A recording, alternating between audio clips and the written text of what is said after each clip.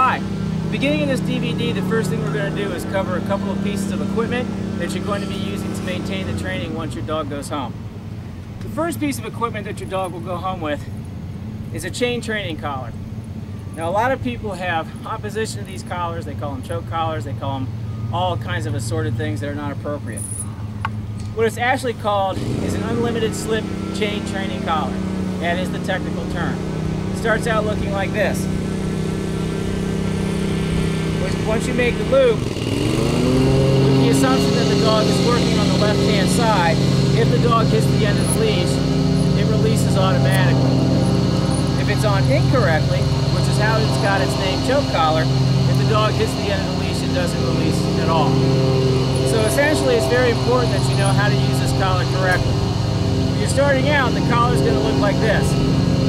The second piece of equipment that we're going to address is the 6-foot training leash, which you will go home with as well. It will be weighted to the appropriate size and width for your particular dog.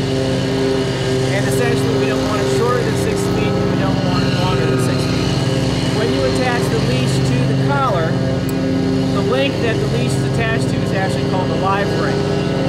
When you make the loop,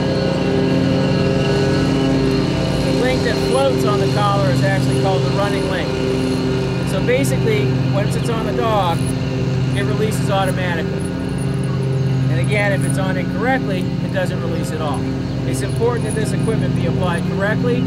The only time your dog wears the chain training collar is when you have him attached to a leash, and the other end of that leash is attached to a human being. The third piece of equipment we're going to address is the 15-foot long line. Every dog goes home with one because it helps facilitate training when you're starting to work distance commands and starting to develop reliability at distances obviously greater than 6 feet. This is something that your dog uses outdoors. This is not a leash that I would use indoors. The 6-foot leash is appropriate for that. Same application.